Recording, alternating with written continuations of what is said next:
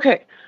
Here, and I would say that in this instance, in this moment, I would judge exactly the way Marlon just said. There were a couple of things that I heard that I'm starting to put together that makes me wonder about more of the story. She had um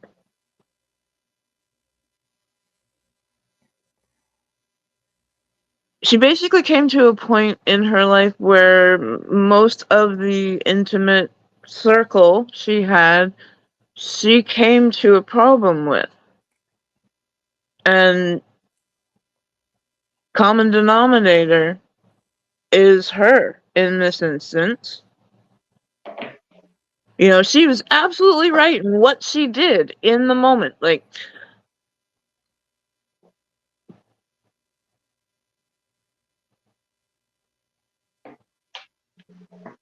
I'm still kind of my mind is still putting together because this is one messed up puzzle.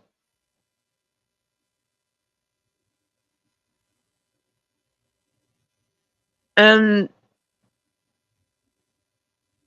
yes, I love that the mother put whatever it was behind her, and so did the daughter, and they worked together, and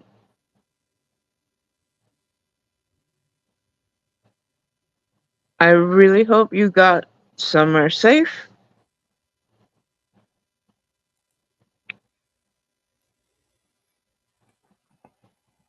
You know, I wonder what her relationship was like before the sister-in-law. Now these are all my suppositions, imagination. I do not know.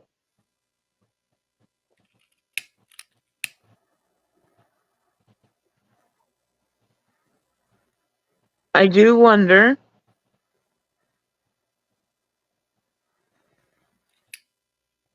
you know, it became important that the house was hers. You know, she paid all the bills.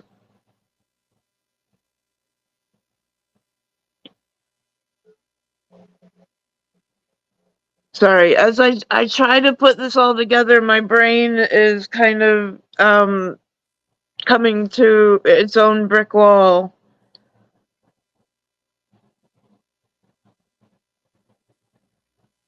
There's just always more to the story. There's always more, and I feel horrible that this woman had to go through being a maid, being devalued. It took so much for her to make her stand. I'm glad she made her stand. And the husband, ooh, what up with you?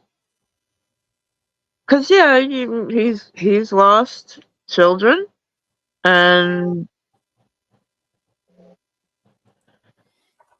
have you been holding it in? Did you think that it was a natural? Well, we have all this stuff here. My sister is pregnant.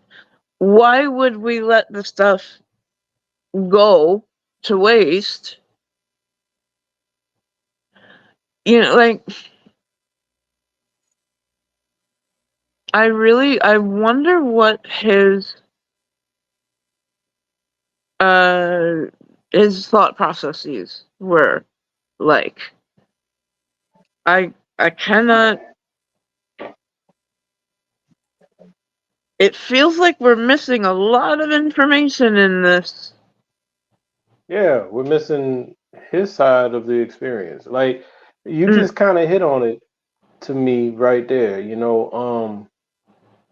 said something along the lines of, I wonder like how he was processing or something like that. mm, Now, where he loses even more compassion or consideration from me, he put his hands on her. So I'm yes. saying, so at that Yep. point, you've lost control of yourself and you are now a domestic abuser. Yep. Now, that's according to how she said it. It's not always that clean, right? Mhm. Because what Hold if on, Theus. they, I don't think he ever put his hands on her. no, she said he grabbed her. Mhm. Oh, he did. After Okay. he hit the wall, he grabbed her. Um, Oh, and that's when she Yeah. said, "You so, get that." Okay, I'm But yeah, sorry. she had to kick so, him off. Yep, that's all right. right. The part. So he was probably seeing red, he was in a rage. Um, but as with so many things in life, we come at a situation after a lot of things have already unfolded. Throughout this entire story, before we knew about that part of that climax, there was no concern for this man. He lost his children too. She lost three children. He lost three children. Mhm. And if you've ever been around a family, Lord, I hope most of you have not actually had to experience this directly. I know, Anna, you've shared a few things, but there is no shortage of compassion for the mother. Mhm. And I'm not saying you shouldn't. She needs her village. So You does know the who else father. needs a village? Mhm. The father. And if just like little nuggets throughout the story, Yeah. my money, my house, my decision. So where was he? Who, what, he was supposed to be there for her. She was supposed to be there for him. Mm. In a way, it sounds like he buried himself in his work. Because Yep. ain't too many jobs that have you running 7 to 7. There's a few out there, and he could be in one of those. But it sounds like he buried himself in his work. Why would you bury yourself in your work? One, because men are not taught how to process their emotions very well. That's Mhm. one. Two, if you feel like you're alone, the worst place to be is around the people who make you feel lonely. Right. You go. So he's not processing any of this shit either. Right.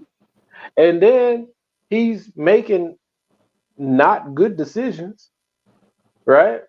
Right. But like, here's one thing: he moves his sister in because he might have something in him who wants to take care of a woman going through a pregnancy, Have a and this baby. is his sister, Mhm. Yeah. right? It's not. He's not thinking in a straight line because grief doesn't let you think in a straight line. Mhm. So you got all this muddled stuff going on. But I dare say, just from how we were responding and how I've seen these play out in real life, there was no support system for this man. There was no compassion for this man. He was supposed to just suck it up and be there for her. And that's all well and good to say that. But he's still a human being going through his own shit. Yep. And so, as Marlon was saying with escalation, it feeds into how I feel about cause and effect. Things don't just go away because we don't look at them. Things don't just solve themselves. Time heals nothing correctly.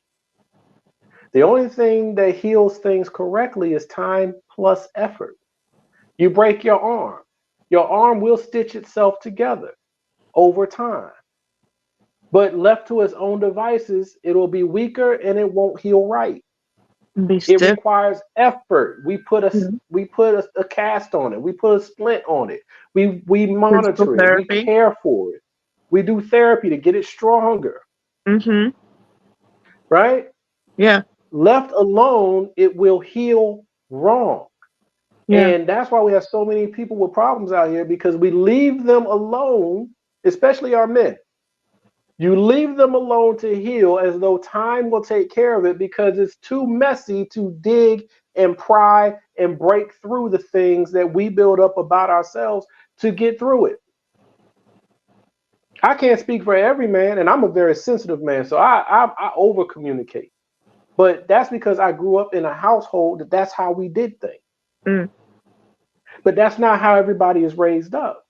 So you got men who are just bottling and bottling and bottling it, and the expectation is that he's supposed to be stronger than this and overcome these things. He did not heal right.